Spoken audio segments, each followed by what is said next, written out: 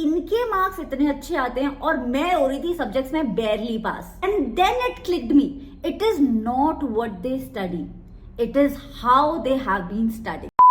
If you are anything like me ना, तो तुम हर एग्जाम से पहले 10 अलग अलग वीडियोस देखते हो और वो वीडियो ढूंढने की कोशिश करते हो जो एक्चुअली में तुम्हारे मार्क्स बढ़ाएगी। बट एक्चुअल में इसमें से कुछ भी काम नहीं आता है, क्योंकि एग्जाम हॉल तक जाते जाते तुम आधे से ज्यादा सिलेबस भूल चुके होते हो और फिर एग्जाम में आते हैं वही एवरेज मार्क्स। पता है, जब मैं स्कूल में थी तो मेरी भी सेम प्रॉब्लम थी और जब भी मैं अपने क्लास के टॉपर से या फिर अपने स्कूल सीनियर से एडवाइस मांगने जाती थी ना, तो वो लोग मुझे वही घिसा पिटा ज्ञान पकड़ा देते थे। 8 घंटे पहले सो लो, पेपर से पहले ये वाली बुक अच्छी है, ये वाले नोट्स कर लो, पूरे नंबर आएंगे। और मुझे लगता था सही कह रहे होंगे कि अगर मेरे पास बुक अच्छी होगी, नोट्स अच्छे होंगे, तो ऑब्वियसली मेरे नंबर तो अच्छे आएंगे ही ना। एंड टू बी ऑनेस्ट, थोड़े बहुत नंबर्स इंप्रूव होते भी थे, पर वो जो 90% लाने वाला सपना है ना, वो अभी भी सपना ही था।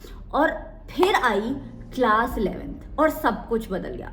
सिलेबस एकदम से बहुत ज्यादा हो गया और चैप्टर्स इतने टफ हो गए कि अब 2 दिन में एक चैप्टर को खत्म करना इम्पॉसिबल लगने लग गया। मैं अपनी वही पुरानी वाली स्ट्रैटेजीज यूज कर रही थी, क्लास 10 तक वाली, और मुझे लगा इसमें हो जाएगा। लेकिन जब पहला पीरियोडिक टेस्ट आया ना, तो 3 में से 2 मेन सब्जेक्ट्स में मैं हो गई थी फेल। और पीरियोडिक टेस्ट के जस्ट बाद ना हमारी समर वेकेशन पड़ गई थी। अच्छा, समर वेकेशन में मुझे एक ग्रुप असाइनमेंट मिला था। अब देखो भाई, उस ग्रुप असाइनमेंट का क्या हुआ ये तो मुझे बहुत ज्यादा याद नहीं है, लेकिन मुझे ये जरूर याद है कि उस ग्रुप असाइनमेंट में ना मेरी क्लास के 2 टॉपर बच्चों का नाम भी था। तो हम लोग समर वेकेशन में ये ग्रुप असाइनमेंट वाले बच्चे मिलते थे और मेरा पूरा फोकस होता था कि ये टॉपर्स की स्ट्रैटेजीज को इनसे बातों बातों में पूछ के ना क्रैक करना है। And I was so shocked to realize कि ये क्लास के टॉपर भी उन्हीं बुक्स से पढ़ते हैं जिनसे मैं पढ़ती हूँ, फिर भी इनके मार्क्स इतने अच्छे आते हैं और मैं हो रही थी सब्जेक्ट्स में barely pass. And then it clicked me, it is not what they study, it is how they have been studying. And oh God, इसके बाद तो मेरा पूरा गेम ही चेंज हो गया और जुलाई, अगस्त, सितंबर तीनों महीने में स्ट्रैटेजी को यूज किया। And before you ask, half yearly में इस स्ट्रैटेजी के साथ वो जो 2 सब्जेक्ट थे ना जिसमें पहले पीरियोडिक टेस्ट में मैं फेल हुई थी, उसमें से एक में मेरे 95 नंबर आए थे। और उस दिन मुझे समझ आया था कि स्मार्ट स्टडी करने का ना एक्चुअल मतलब क्या होता है। और पता है, सबसे पहली चीज जो मैंने स्ट्रैटेजी में सीखी थी वो ये था कि how to approach a chapter को स्टार्ट करने से पहले मैं खुद से 3 सवाल पूछती थी। First question, what is the best and the quickest way to complete this chapter. Number 2, अगर मैं इस चैप्टर को नॉन स्टॉप पढ़ूंगी तो मुझे कितना टाइम लगेगा पूरा चैप्टर खत्म करने में। एंड नंबर 3, कि इस चैप्टर के 5 ऐसे कौन से टॉपिक हैं जो नॉन नेगोशिएबल है, क्योंकि वो पेपर में आएंगे ही आएंगे। और इन तीनों क्वेश्चंस के आंसर ना मैं पहले ही अपनी कॉपी में लिख लिया करती थी। अब सपोज मैंने सोचा है कि इस चैप्टर को खत्म करने में नॉन स्टॉप पढ़ के मुझे 2 घंटे लगने वाले, अब मैं उस 2 घंटे में 30 मिनट एक्स्ट्रा ऐड करती थी। अब मैं पूरे चैप्टर को 5 इक्वल पार्ट्स में डिवाइड कर देती थी और एग्जैक्टली ये वाली स्ट्रैटेजी फॉलो करती थी। एंड पता है, ये स्ट्रैटेजी बेस्ट वर्क करती थी जब मैं एनसीईआरटी से कोई चैप्टर पढ़ रही होती थी। And don't get me wrong, मैं ये नहीं कह रही हूँ कि वीडियोस देख के अच्छा समझ नहीं आता है, लेकिन देखो वीडियोस में बहुत सारी डिस्ट्रैक्शंस होती हैं क्योंकि वो लाइव कमेंट्री होती है, लेकिन एनसीईआरटी में कोई डिस्ट्रैक्शन नहीं होती। एंड इनफैक्ट अगर तुम एक वीडियो देख के पढ़ाई करते भी हो तो एक तो टाइम ज्यादा लगता है और उसके बाद भी तुम्हें चैप्टर को अच्छे से समझने के लिए एनसीईआरटी की एक रीडिंग लगानी ही पड़ती है। मतलब डबल एफर्ट जा रहा है, डबल टाइम जा रहा है और अभी भी कंफ्यूजन बनी हुई है। नाउ सेकंड मोस्ट शॉकिंग चीज जो मैंने अपने क्लास टॉपर नंबर 1, अमन नाम था उसका, उससे सीखी। उसने तो मुझे इतना सिली फील कराया ना।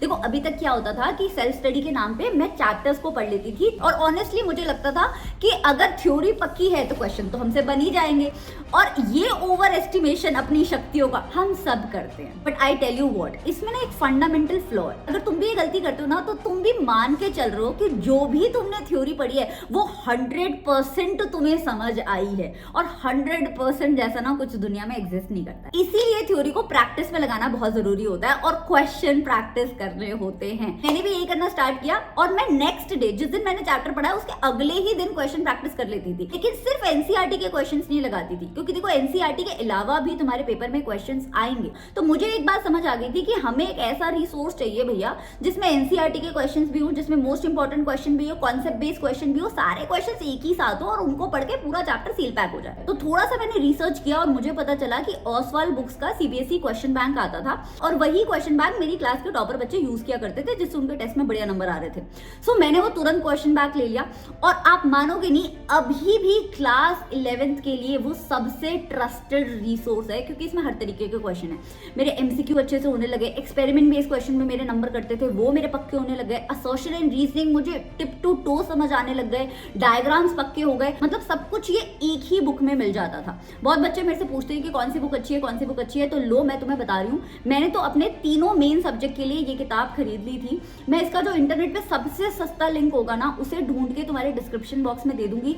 अब आती है देखो तीसरी और सबसे भारी स्ट्रैटेजी की बात। ये बात लिटरली तुम्हें कोई नहीं बताता, और इस स्टडी हैक के साथ जो तुम पढ़ोगे वो तुम्हारे दिमाग में फेविक्विक की तरह चिपक जाएगा। I am not even kidding. अच्छा, तुमने इस स्टडी हैक के बारे में ना सुना जरूर होगा, लेकिन कोई इसे एक्चुअल में लीथल तरीके से प्रैक्टिस कैसे करता है ना, ये नहीं बताता है। अच्छा, स्टडी हैक का नाम है एक्टिव रिकॉल। नहीं, वो तुम्हारा बेसिक तरीके का एक्टिव रिकॉल नहीं, बल्कि वो एक्टिव रिकॉल जो तुम्हें एवरेज से टॉपर बनाएगा इन जस्ट 1 वीक। देखो तुम क्या करते हो, जब भी कोई टेस्ट या एग्जाम होता है तो उससे पहले पूरे चैप्टर की रीडिंग लगाते हो, या तो एनसीईआरटी की रीडिंग लगाते हो, या तो कोई वीडियो देखते हो, या फिर अपने नोट्स पढ़ते हो। मैं भी एग्जैक्टली सेम करती थी। अब पूरे चैप्टर की रीडिंग लगाने में बहुत ज्यादा टाइम लगता है, और जब भी मैं अपने नोट्स से पढ़ने बैठती थी तो मुझे एकदम से अपने नोट्स इनसफिशिएंट लगने लग जाते थे। लेकिन इस हैक ने मेरा पूरा स्टडी रूटीन चेंज कर दिया। ना तो मैं एनसीईआरटी से थ्योरी पढ़ती थी, ना तो कोई वीडियो देखती थी, और ना तो अपने नोट्स पढ़ती थी। मैं हर टेस्ट से पहले बस एक ब्लैंक पेपर लेती थी और एक पेन लेती थी, और पूरे चैप्टर के वो जो 5 सबसे इंपॉर्टेंट पॉइंट थे ना, जो हमने स्टेप 1 में समझे थे और लिख भी लिए थे, उन 5 टॉपिक्स को खुद से लिखना स्टार्ट कर देती थी। बट हियर्स द कैच, बिना एनसीईआरटी खोले। And this is exactly what active recall means. I mean सोच के देखो, हम जब एक चैप्टर पढ़ते हैं या फिर जब वीडियो देखते हैं तो हम अपने दिमाग में इंफॉर्मेशन ठूस रहे होते हैं, और एक पॉइंट के बाद दिमाग इंफॉर्मेशन लेने से मना कर देता है। लेकिन जब तुम एक पेज पे चैप्टर को एक्टिवली रिकॉल करके उसके नोट्स बना रहे हो, तो एक्चुअली तुम अपने दिमाग में से इंफॉर्मेशन को रिट्राइव कर रहे हो। और इसके तुरंत बाद ना मैं एनसीईआरटी के सारे क्वेश्चंस लगा लेती थी। I kid you not, 90% question मेरे से बन जाते थे। 2-3 क्वेश्चन होते थे जिसपे मैं अटकती थी, और तुम भी अटकोगे। उन 2-3 क्वेश्चंस के लिए मैं फिर से अपनी ओसवाल बुक्स वाले क्वेश्चन बैंक्स पे जाती थी, और वहां से सेम क्वेश्चन जिसपे मैं अटक रही हूँ उसका सॉल्यूशन अच्छे से थॉरली 2 बार पढ़ लेती थी। और इसे 100% सील करने के ना, ये क्वेश्चन जिन टॉपिक से होते थे ना, उनसे भी नजर दौड़ा लेती थी। So now you know my secret. मुझे इतनी खुशी हो रही है ना तुम्हें अपना सीक्रेट बताते हुए, because I know this is gonna work wonders for you. By the way, अगर थोड़ा सा भी मोटिवेशन चाहते हो ना अपना एकेडमिक कमबैक करने का, तो ये वाली वीडियो देखना मत भूलना। एंड ऐसी और amazing personal study routine hacks के लिए don't forget to subscribe to my channel. I will see you next time. Bye bye and take care.